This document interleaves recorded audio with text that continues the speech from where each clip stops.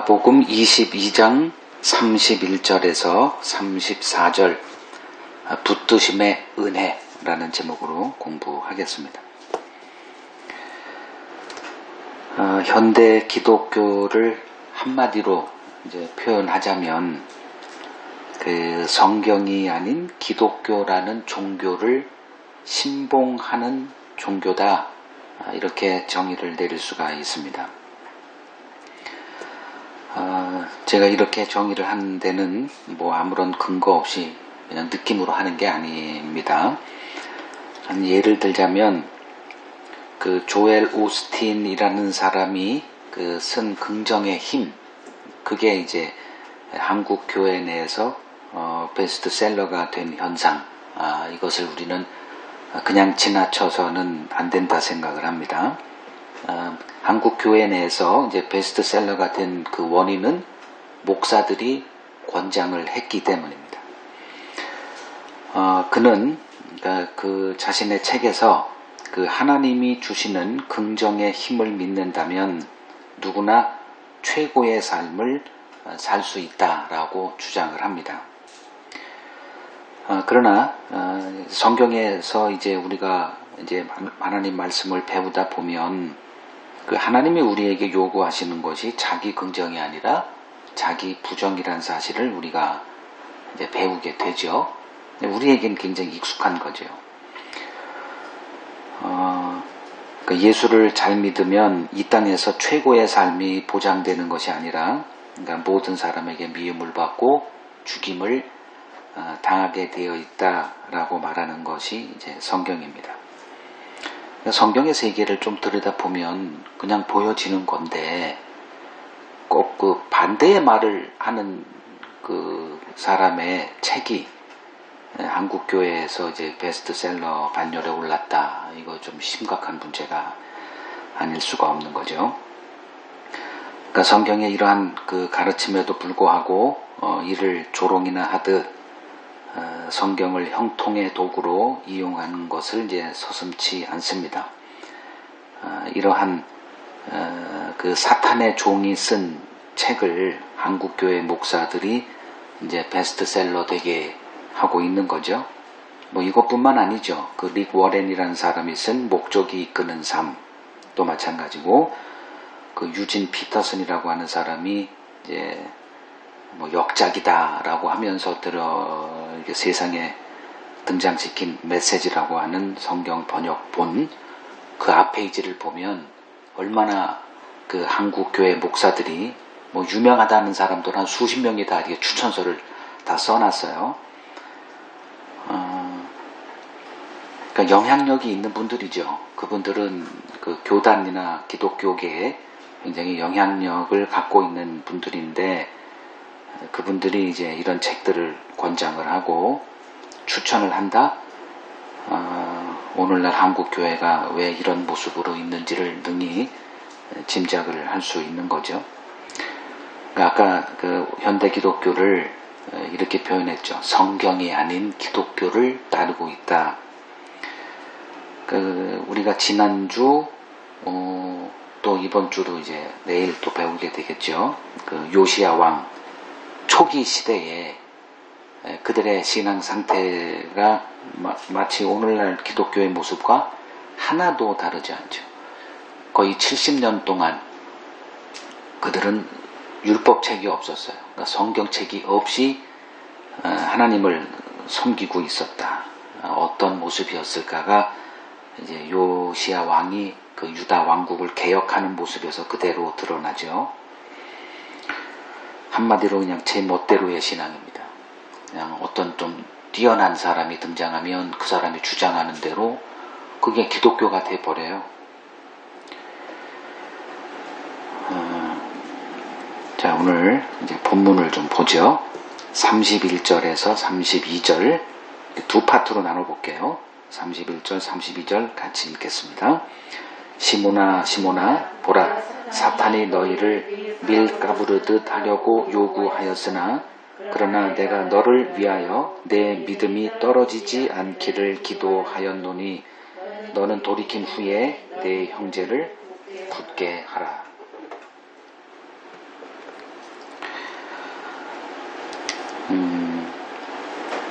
그러니까 긍정의 힘. 세상이 요구하는 게 이제 긍정적인 사람이죠.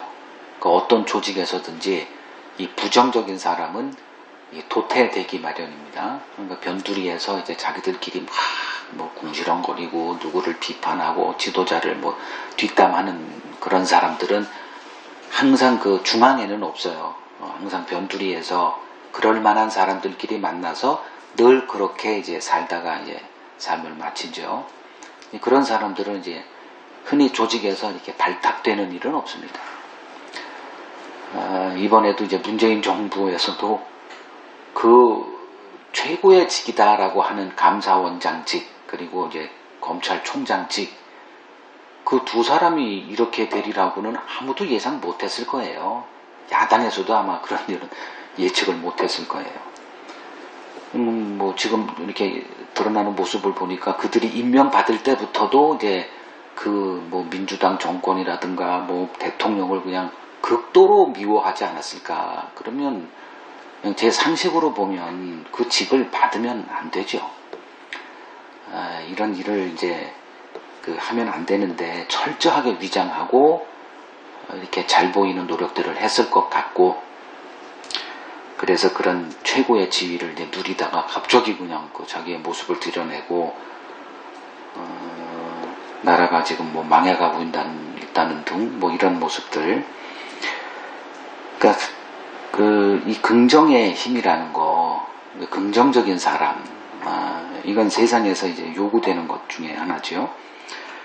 과연 이 긍정의 힘이라고 하는 게 성경에서는 이제 어떻게 우리가 봐야 될 것인가에 관한 주제를 오늘 이제 살펴보게 될 겁니다. 시모나 이건 이제 베드로의 본명이죠. 그러니까 베드로를 향해서 이제 이런 말씀을 하시는 거예요. 사탄이 너희를 밀가부르듯 하려고 요구했다. 사탄이 예수님에게 이걸 요구를 했을까요? 그냥 자기가 이렇게 하는 거예요. 근데 이런 식으로 이제 표현을 하고 있다 보면 될 것 같고요. 그러나 내가 너희를 위하여 내 믿음이 떨어지지 않기를 기도했다. 너는 돌이킨 후에 내 형제를 굳게 하라. 내 부르심의 자리에 서서 그 부르심을 이루라. 이제 이런 말씀을 이제 하고 계십니다. 자, 밀을 까부르다. 밀을 까부르다. 이 말은 그러니까 채를 흔들어서 밀의 알곡은 남기고 쭉정이를 제거하는 일을 말하죠. 뭐 농촌에 살았던 분들은 뭐 잘 아시죠. 저도 이건 해본 적이 있습니다. 그러니까 채를 흔들어서 그 쭉정이를 바람에 이렇게 날려 보내듯 사탄이 그 제자들을 쭉정이같이 예수님에게서 떼어놓고자 요구했다는 것입니다. 그러니까 쭉정이는 껍데기만 있는 거잖아요. 알이 없습니다. 그래서 바람에 이렇게 날려가죠. 자, 이와 같이 사탄의 눈에는 예수님의 제자들이 쭉정이에 불과한 자들이었다. 그 시편 1편 4절을 한번 보세요. 외우는 거죠, 다 이건. 악인들은 그렇지 아니하며 오직 뭐와 같다? 바람에 나는 겨. 이게 겨가 이제 쭉정이 아니에요? 바람에 나는 겨와 같다. 그러니까 알곡은 이제 알이 있으니까 바람이 불어도 그냥 뚝 떨어지는데 쭉정이는 겨는 날아가잖아요. 그렇게 지금 표현하는 거예요. 그럼 악인은 누구고 의인은 누구냐? 시편 1편만 보면 의인은 누구야? 악인은 누구고? 말씀에 붙어있는 자. 악인은 말씀에 붙어있음이 없어요. 그렇게 표현되죠. 그러니까 의인은 여호와의 율법을 즐거워하여 율법을 주야로 묵상하는 자. 말씀에 붙어있는 자예요. 그래서 열매를 맺죠. 악인들은 그렇지 않으며 오직 바람에 나는 겨와 같다.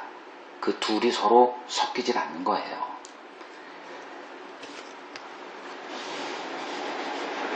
그 야고보서 1장 6절을 보세요. 또 비슷한 비유가 하나가 등장을 합니다. 오직 믿음으로 구하고 조금도 의심하지 말라. 의심하는 자는 마치 비유가 나오죠.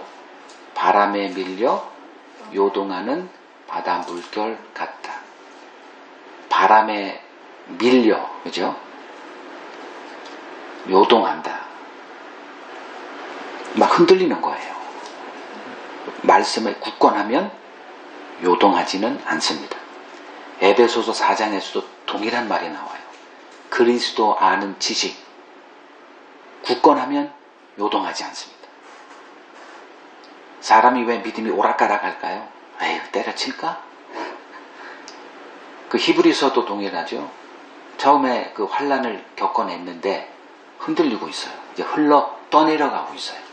이유는 5장에 나와요. 히브리서 5장에 너희가 믿는 지가 이렇게 오래됐으면 이제 마땅히 뭐가 돼? 선생이 돼야 되는데 아직도 그리스도의 도의 초보에 머물러서 젖이나 먹고 단단한 음식은 못 먹고 있구나. 요게 히브리서 저자의 진단이었습니다. 왜 사람이 요동하느냐? 말씀에 굳건하지 않기 때문에 그래요. 그러면 야고보서 지금 1장 6절에 이 그 의심을 해. 그러니까 믿음으로 구하고 조금도 의심하지 말라. 의심하는 자는 마치 바람에 밀려 요동하는 바다 물결 같다. 이게 요동하는 사람들. 이 요동하는 그 이유가 뭘까요? 왜 의심할까요? 무슨 문제예요, 이 사람들이? 다 문맥을 보라 그랬죠. 제가 문맥 없이 이게 질문을 할 리가 없잖아요. 그러면 이 사람들의 문제는 지금 앞으로 조금 가보면 고난 때문에 그래요. 믿음의 시련 때문에. 그러니까 이거를 이제 성경을 통해서 우리가 굳건히 지금 한번 좀 정리하자는 거잖아요. 대부분 이제 그 교회 가면은 예수 믿으면 잘 되고 잘 못 되는 거는 뭐 이런저런 이유를 들이대는데 그거 다 거짓말이거든요. 그래서 성경으로 돌아가서 그 이유가 뭐냐, 그 이유를 따져보면 사람들이 왜 헷갈려하고 실망하고 그러느냐. 단 하나에 이 땅의 것 구하다 그래요. 이 땅의 것 구할 때마다 이런 일이 벌어지는 거예요. 그들을 이제 퉁 쳐버리면 악인의 반열에 들어가 있는 자들이. 아니 이 세상 것 구하는 게 뭔 악인의 관계가 됩니까? 라고 주장해도 그런 거예요. 지금 제자들이 사탄의 눈에 왜 축정이에 불과한 자들이었느냐. 그들도 역시 뭘 구하고 있었죠? 이 땅의 것 구하고 있었어요. 예수님이 이 땅의 것 주러 온 게 아닙니까? 끊임없이 예수님이 그걸 이제 강조한 거예요. 너희가 날 믿고 나면 니들이 그 마음속에 이렇게 기대하고 있는 것은 반대가 될 거야. 너희들은 높은 자리 위에서 다스리고 뭐 지배하고 군림하고 대접받는 걸 생각하고 있지만 정반대의 현실이 너희를 기다리고 있다. 너희들이 가서 이제 너희들에게 예비된 그 천국도 너희들이 그렇게 기다리고 기대하는 그러한 현실은 없어가 되는 거예요. 그러니까 우리는 좀 쉬는 거로 생각하잖아요. 안식하면. 천국은 안식하는 거. 그냥 이 세상 모든 힘든 거 다 내려놓고 쫙 그 병장, 여자들은 군대를 모르니까 병장하면 말년 병장 그거. 누구도 건드리지 않아. 하루 종일 그냥 거기서 뭐 그런 사람 별로 없지만 그냥 그렇게 얘기를 해요. 그냥 침대에 딱 그 매트리스 깔고 혼자서 그냥 TV 쫙 밥 갖다 주고 그 쫄병들이. 그런 천국은 없다. 근데 우리는 끊임없이 그런 걸 포기하지 않고 기대하고 있다. 이거죠. 그러니까 이런 것들이 지금 사탄의 눈에는 너무 간단한 처리할 수 있는 자들이에요. 쭉정이에 불과한 거예요.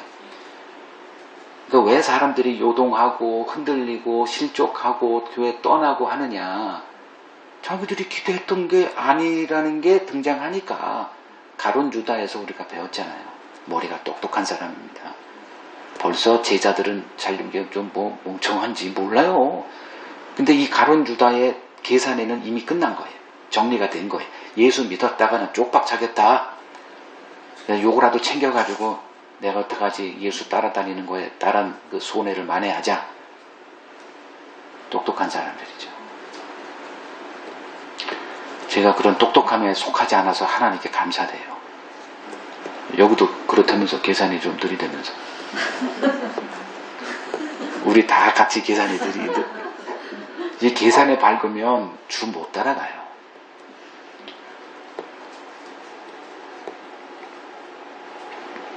근데 제자들은 지금도 이제 큰 자기들이 그리고 있는 그 나라를 꿈꾸고 있잖아요. 그 대표적인 사건이 이제 누가 더 크냐라는 사건이죠.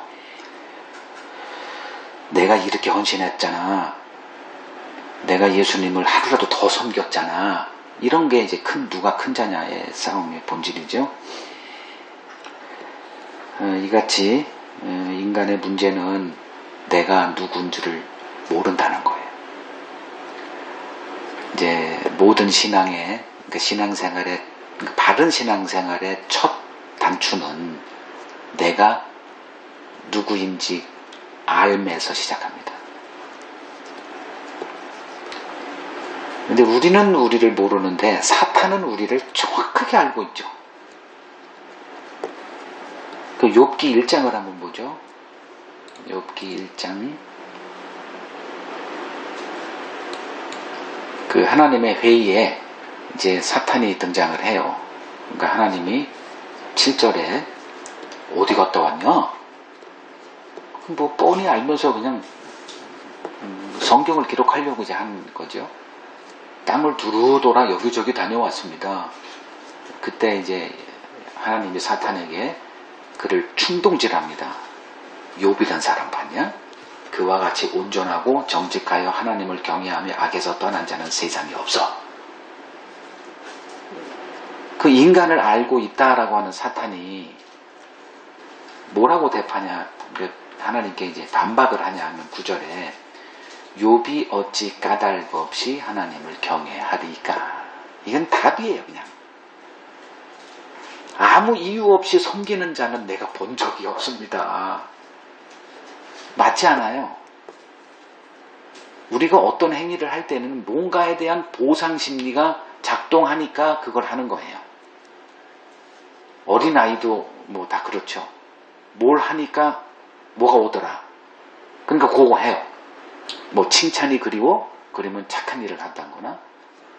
뭐 지금 그 사탄의 눈에 욥도 예외가 아니죠. 그래서 내가 한번 해볼까요? 그러니까 하나님이 해봐. 대신 요거는 하지마. 그리고 이제 이렇게 하는데 욥이 좀 세네? 그래서 이제 2차로 또 한번 하잖아요. 죽이지는 마라까지 해놓고 이제 뭐 그게 병들게 하고 그랬더니만 이제 사단이 벌어지죠. 그리고 이제 마지막에 이제 하나님이 등장했을 때 말 많이 한 내가 무식한데도 하나님 앞에서 말을 많이 떠들었습니다. 회개합니다가 이제 되는 거고요.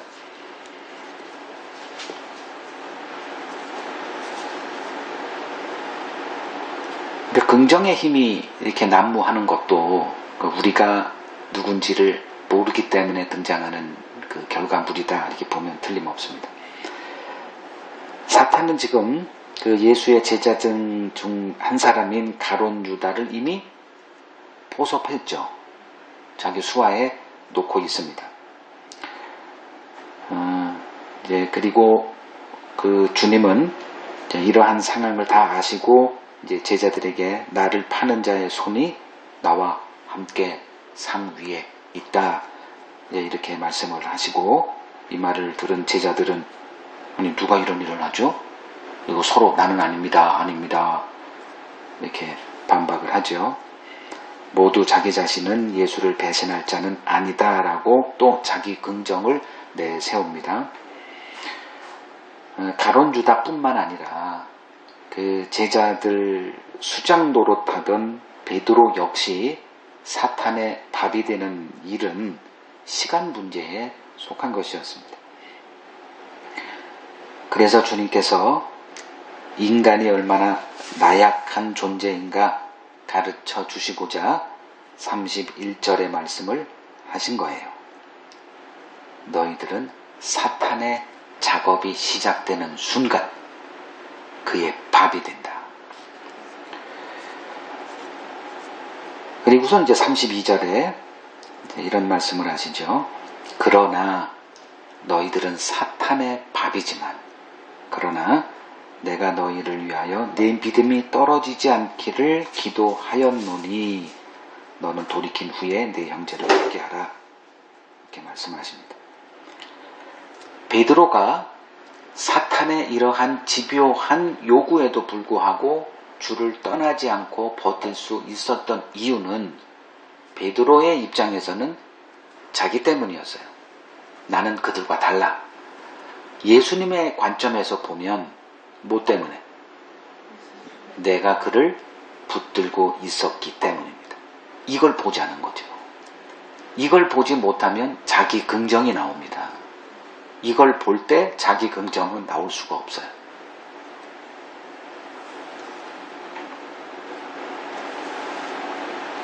지금 베드로는 주님의 이 말씀이 무슨 뜻인지 1도 몰라요. 나중에 이제 주님이 하신 말씀대로 이제 부인하잖아요, 3번. 그리고 닭이 울고 통곡을 하고 대성통곡을 하고 울잖아요. 그래서 나중에 그가 이제 서신 2개 남기죠. 베드로 전서 후서, 베드로 전서 1장 5절에 이렇게 기록합니다. 너희는 말세에 나타내기로 예비하신 구원을 얻기 위하여 믿음으로 말미암아 하나님의 능력으로 보호하심을 받았느니라. 이건 자기가 경험한 거예요. 그냥 경험으로 이렇게 그림을 그린 게 아니고 주님의 말씀이 경험이 되어져서 확증된, 우리가 이 하나님의 보호하심 때문에 우리가 이 구원에 서 있는 거구나. 이렇게 표현한 거예요. 그래서 우리의 믿음이 떨어지지 않고 있는 이유는 우리를 붙들고 계시는 주님의 은혜 때문이다. 이거를 분명히 하자는 거죠. 이 세상에 속한 자들은 모두 사탄에 붙들려 있습니다. 에베소서 2장 1절 3절에 다 기록되어 있는 거예요. 그럼에도 이 사실을 전혀 눈치채지 못하고 살아가고 있죠. 그러나 지금 제자들은 주님에게 붙들려 있습니다. 그래서 이 세상 사람을 둘로 우리 구분할 수 있죠. 사탄에 붙들린 자들, 주님에게 붙들린 자들, 그들을 이제 교회다 이렇게 우리가 부르는 겁니다.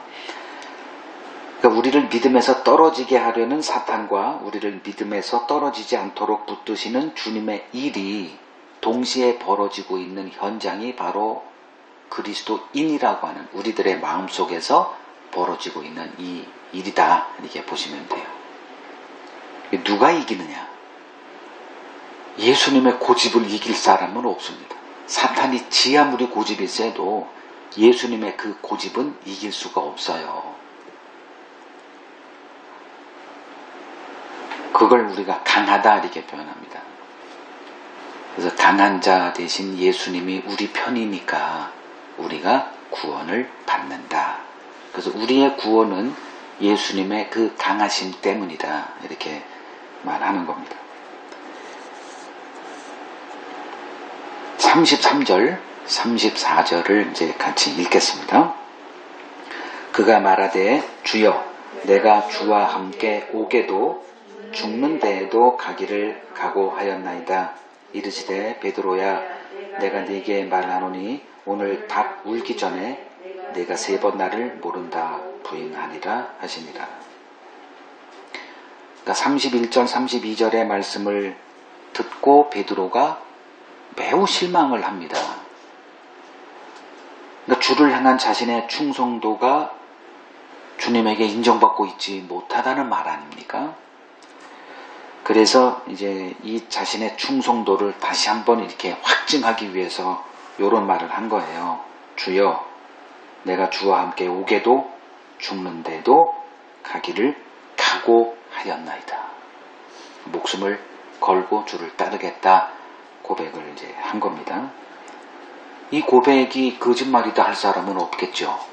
진심이었어요. 주를 사랑했고 계속 주님의 사랑을 받고 있었고 어떤 일이 있어도 주를 배신하지 않을 거다. 끝까지 난 그분과 함께한다. 이게 지금 베드로의 마음이었습니다. 그러나 그가 모르는 게 하나가 있었죠. 인간의 의지, 결단은 현실 앞에 너무 나약하다는 사실. 우리는 매년 이걸 경험하죠. 연말에 이제 도전장을 내미는 거, 뭐 교회에서 늘 하는 거예요. 무슨 백지 도전장이라든가. 새해에는 난 이런 각오로 해야 하겠습니다. 이제 나이 많은 사람들은 그거 별로 안 해요. 근데 젊은 애들에게 도움이 된다고 해요. 그래가지고 막 여러 가지 깨알같이 난 이렇게 하겠다 저렇게 하겠다. 며칠 가요.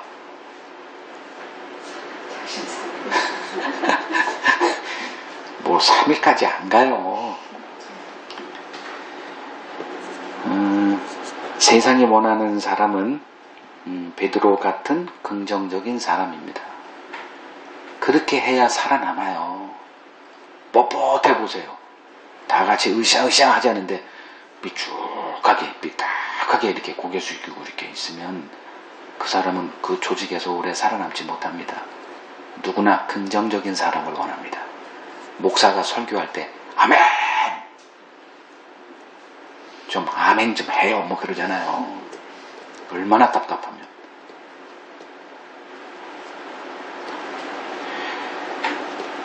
그러니까 교회에서도 이제 신자들에게 이제 긍정의 마인드로 살 것을 이제 촉구를 하죠. 할 수 있다. 그럼 이제 뭐 얼마나 좋아요. 노래까지 만들어놨어요. 그 노래 부르면 세상이 다 내 것 같아. 그 근심 걱정에 이렇게 쭉 빠져왔던 사람들이 어떻게 부르더라? 할 수 있다. 나 다 까먹었어. 뭐 그냥 북한 공산당 뭐 군가 같아. 뭐 그냥 북치고 하면은 그냥 진짜 그거 살아나대요. 그거 뭐 한 두세 번 막 부르고 하면 눈에 광기가 나고.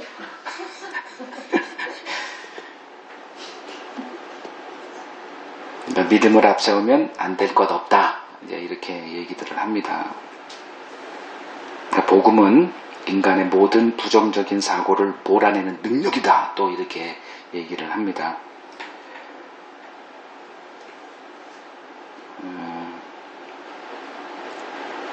인간은 이제 인간의 가능성을 포기하게 될 때 너무 비참한 거예요.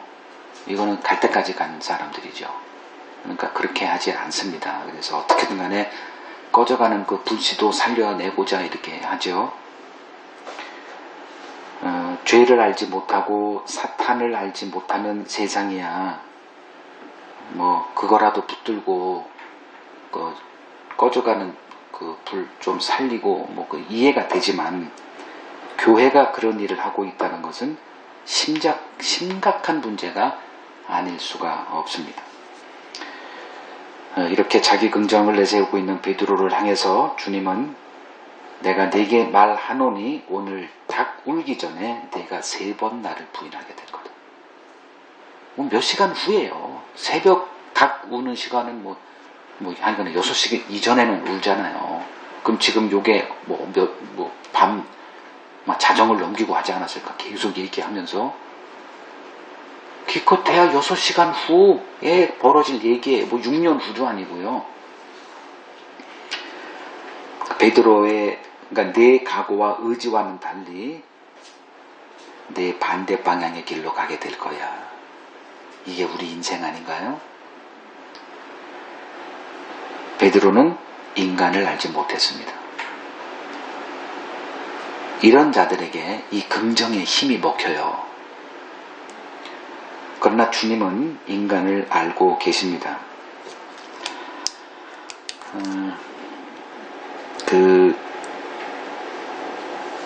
요한복음 2장 23절을 보세요. 23, 4, 5절. 예수님이 그 6월절에 예루살렘에서 많은 표적을 행하셨다고 기록해 놓고 있어요. 그걸 보고 예수를 메시아로 믿는 사람들이 엄청나게 많았습니다. 근데 문제는 24절에 이렇게 표현해요. 예수는 그의 몸을 그들에게 의탁하지 아니하셨다. 그러니까 의탁했다? 의지했다? 예수님이 갑자기 이상한 표현을 해놓는데 이런 거예요. 그들의 믿음을 믿음으로 인정하지 않았다는 소리예요. 이유는 친히 모든 사람을 알고 계셨기 때문입니다.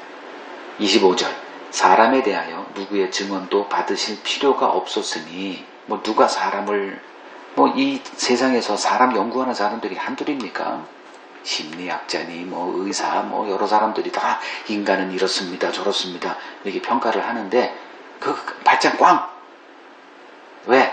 인간이 인간을 모르는데 인간의 평이 뭔 의미가 있어요.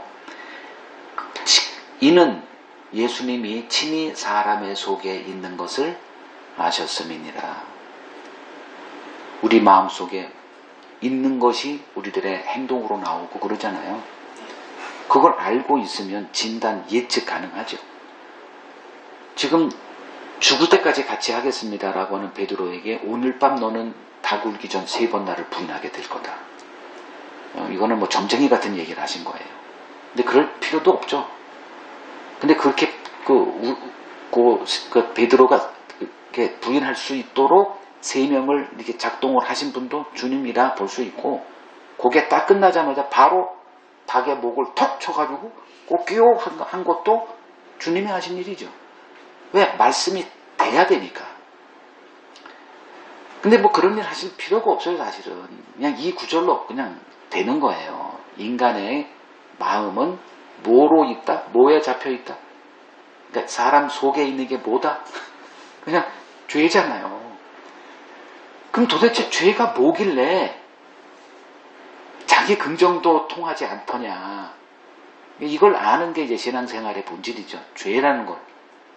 이걸 아는데 유대인들도 실패했고 오늘날 기독교인들 대부분 다 실패하고 있고요. 그냥 죄하면 불순종 이러니 죄를 어떻게 알아요? 교회 안 나가면 죄고 이런 식이니 11조 안 내는 게 죄고 맨날 이런 시간이에요.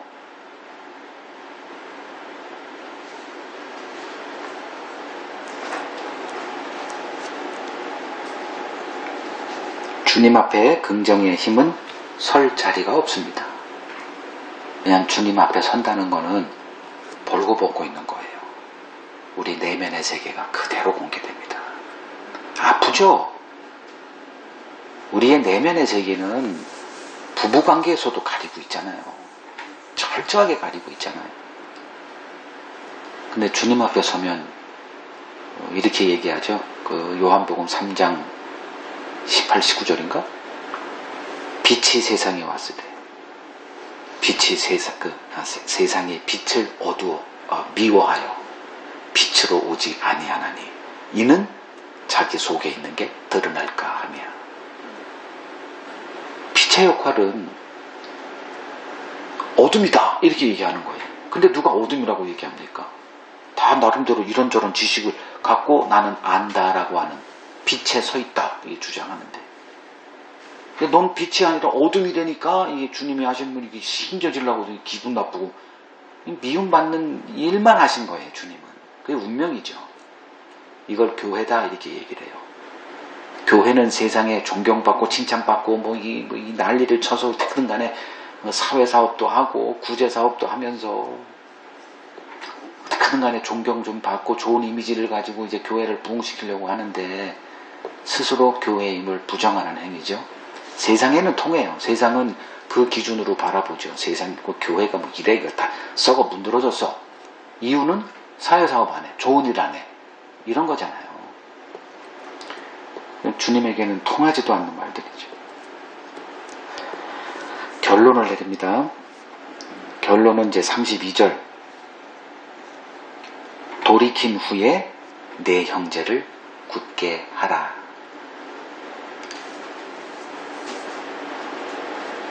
주님의 말씀처럼 베드로는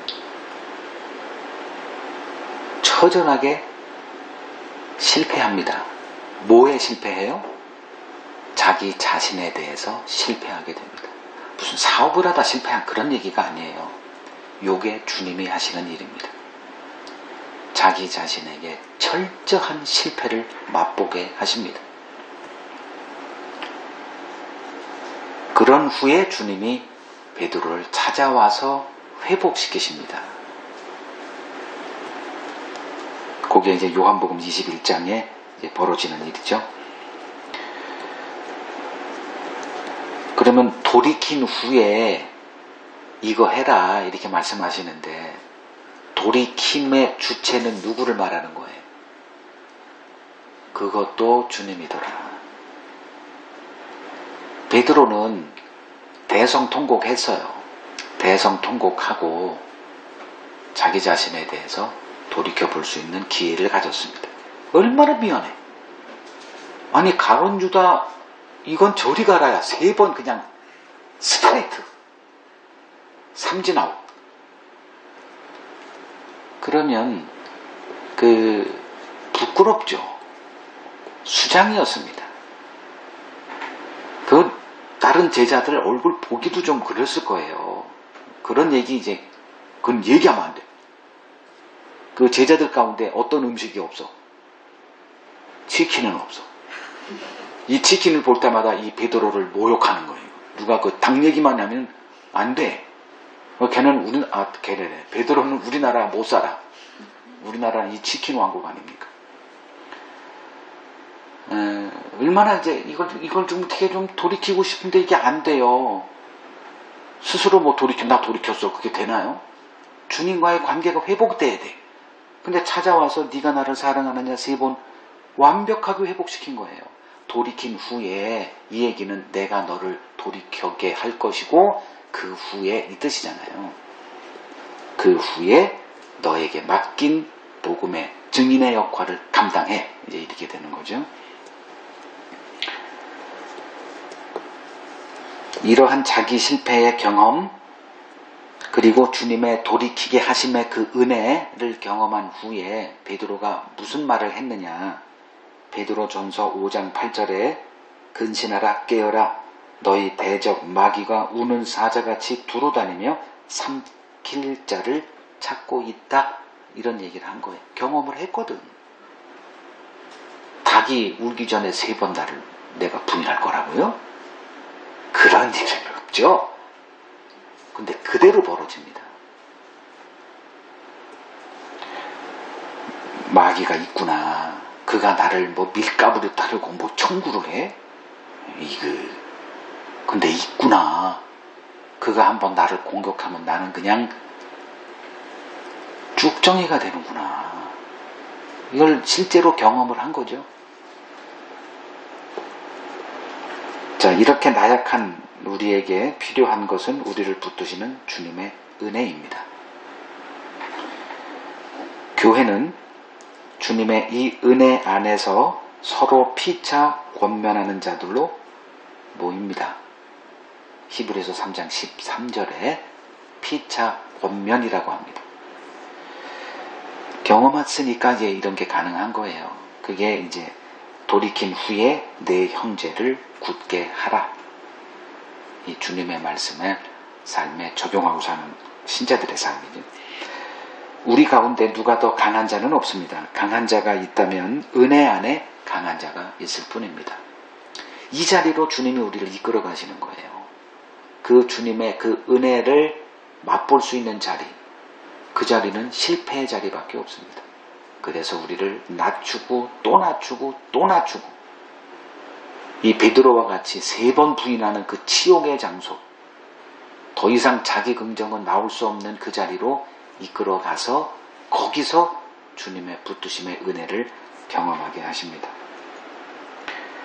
이런 자들이 남을 가르칠 수 있는 자들입니다. 그래서 디모데 후서 2장 1절 2절을 보면 2장 2절을 보면 이제 내가 많은 증인 앞에서 내게 들은 바를 충성된 사람들에게 부탁하라. 그들이 또 다른 사람들을 가르칠 수 있으리라. 이렇게 말씀을 합니다. 그 이전에 1절에 이런 말이 나와요. 내 아들아, 너는 그리스도 예수 안에 있는 은혜 가운데서 강하고가 첫 번째 단추예요. 이거 없이 2, 3, 4, 5, 6 뭐 이런 건 아무 의미가 없어요. 이게 바로 자기 긍정이에요. 근데 1절에서 은혜 안에 강하고라고 할 때는 자기 긍정은 없는 세계를 말합니다. 그냥 오직 붙드시는 주님의 은혜 안에서 복음의 증인 역할이 가능한 거예요. 예수님은 베드로가 3번 부인할 것을 알고 계셨습니다. 그럼에도 이 일이 벌어지도록 내버려 두시죠. 이 의도 때문에 그런 거예요. 그 똑같은 일이 언제 벌어졌느냐? 창세기 3장에 벌어져요. 먹지 마. 먹으면 죽어. 그러면 이게 먹지 말라는 얘기인지 먹으라는 얘기인지 아리송하죠. 왜냐하면 이런 주님의 소통을, 하나님의 소통을 우리가 구약에서 이미 다 배웠기 때문에 그래요. 지키면 살리라. 이게 율법 언약의 핵심입니다. 지켜 행하면 살아요. 구원 얻습니다. 근데 신약에 와가지고 그 세계는 저주의 세계래요. 그럼 지키라고 한 거야? 뭐 하라고 한 거야? 라는 이 의문점은 당연한 거예요. 이거 복음을 이제 안다 하면. 그래서 주님이 무슨 말씀을 하셨을 때 이제 그냥 듣진 않아야지. 한 발 뒤로 살짝 물러갑니다. 또 뭐 하려고. 그렇게 돼야 정상이에요. 그러니까 새벽에 이제 몇 시간 후에 베드로가 예수님을 3번 부인할 것을 알고 계셨으면서도 1절 개입 안 하십니다. 그 아담과 하와가 선악과를 먹을 줄 뻔히 아시면서도 그냥, 그리고 지금 그 일이 벌어지고 있잖아요. 뱀으로 위장된 사탄이 와가지고 그거 뻔히 보고 계세요. 그리고 먹을 때까지 아무 조치도 안 하세요. 먹고 나서 저녁 선선할 때 나타나서 어딨냐? 그랬더니 어딨냐가 무슨 말이에요? 너 거기 숨은 거 다 아는데 뭐하고 있냐? 이제 그 소리 아니에요. 그러니까 왜 그렇게 하실까가 이제 여기서 다 드러나죠. 자기 긍정에서 자기 부정의 자리로 옮겨가라. 그걸 깨닫게 하기 위해서 우리를 가만 내버려 두시는 거예요. 이걸 뭐 흔히 세상에서는 야, 쟤 그냥 내버려. 어떻게 그냥 이런 말보다 좀 더 강하게 얘기하죠. 까불다 돼지게 내버려. 말해도 안 됩니다. 뭐 자녀든 뭐든 내비둬. 둘째 아들이 그거 참 해서는 안 되잖아요. 빨리 죽으라는 거 아닙니까, 부모한테. 근데 그냥 내버려 둡니다. 그러다가 때가 되니까 다시 들어와요. 그것도 들어온다고 말 안 하죠. 겨우 들어온다 그러죠. 까불다 되져라 돌아올 거야. 똑같은 소리죠. 돌이킨 후에 내 형제를 굳게 하라. 같은 얘기입니다.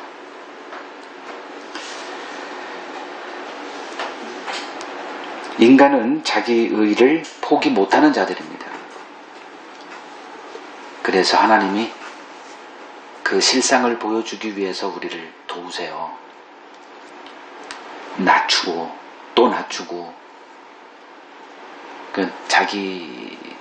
자기에게서 어떤 것도 나올 수 없다는 그 자리까지 아주 낮추고 또 낮춥니다.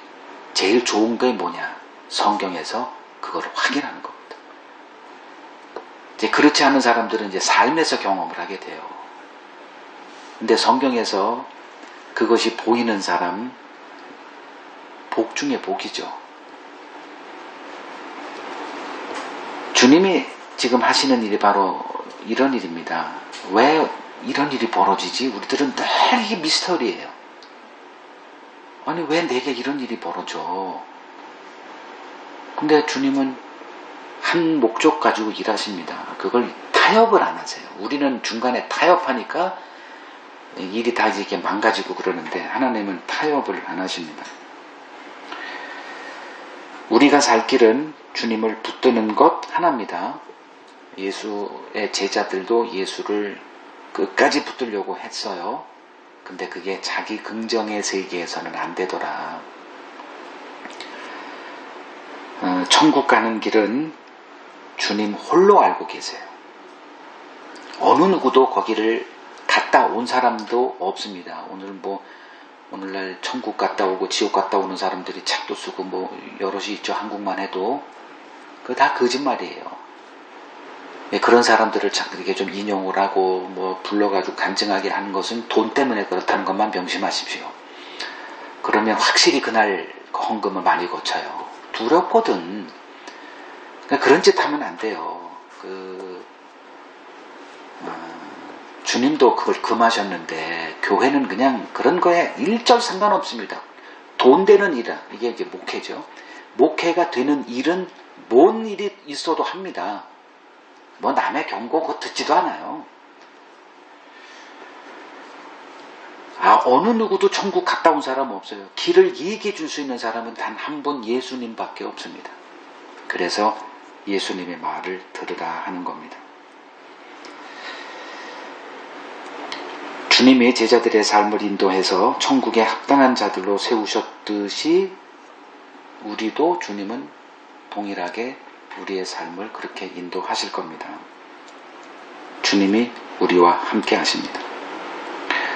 그 함께 하신다는 의미가 내가 이제 잘 될 거야가 아니라 지금 쭉 얘기했듯이 끊임없이 자기 부정을 배울 수 있는 자리, 실패의 자리, 망가짐의 자리로 인도하십니다. 아프죠. 누구도 그걸 원하지 않습니다. 그러나 이것을 주님의 은혜다 이렇게 말합니다. 그래서 주님과 동행하는 삶에 인내가 필요하다 이렇게 말하는 겁니다.